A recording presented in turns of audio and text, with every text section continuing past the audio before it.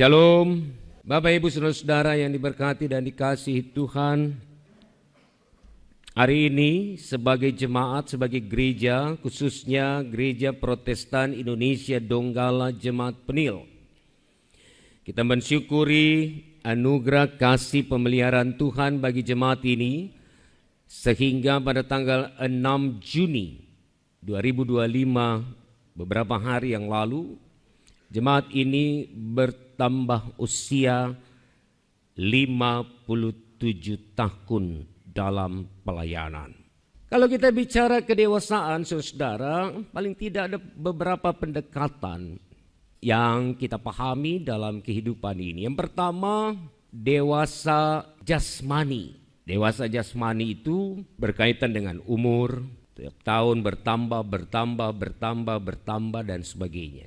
Perkembangan jasmani juga, kalau usia 30 tahun, berat badan sudah 75, itu berarti ada perkembangan jasmani. Waktu nona berat badan cuma 45 sampai 50 kilo, tapi dia naik usia 30 tahun, dia sudah berkembang. Tadinya pakai baju S, kemudian sekarang sudah triple XL. Lalu yang kedua ada yang disebut perkembangan psikologi, cara berpikir, mindset, perspektif, cara pandang. Kita kecil belum tahu berpikir, tapi setelah proses kehidupan itu berjalan dan bertambah, berkembang, berproses, bertransformasi, maka cara pikir kita juga berubah. Ada orang yang 60 tahun tapi pikirannya masih seperti anak-anak. Ada anak yang usianya muda, tapi cara pandangnya sudah seperti seorang doktor. Jadi kalau kita masuk di perspektif kedua tentang psikologi, itu tidak bicara soal umur, tidak bicara soal berat badannya sudah berapa, tidak bicara dulu pakai baju S atau sekarang sudah size-nya apa, enggak.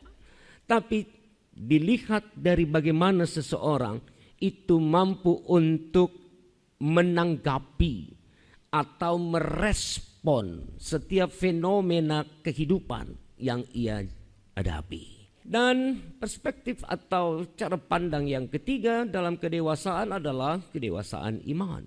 Sebagai gereja, sebagai umat Tuhan, sebagai orang-orang yang telah diselamatkan, tentunya harus ada perbedaan yang signifikan dalam hidup kita dengan orang di luar sana yang tidak mengenal Kristus sebagai Tuhan dan Juru Selamat mereka.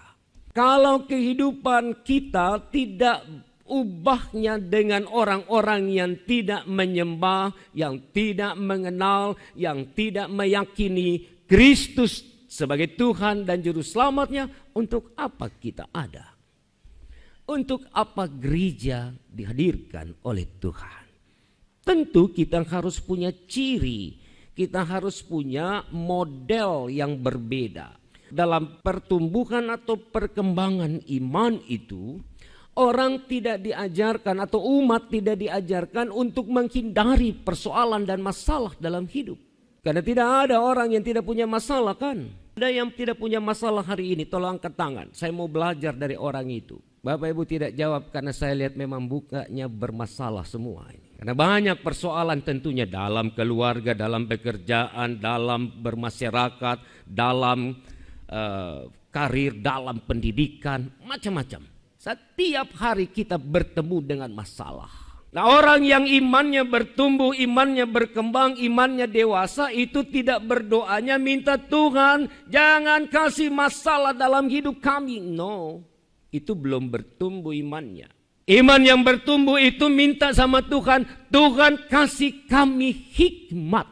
Maka orang yang punya iman, saudara, pasti di dalam doanya dia akan minta hikmat itu. Tuhan, saya tidak bisa geser ini persoalan. Saya tidak bisa geser ini masalah dalam hidup rumah tangga saya.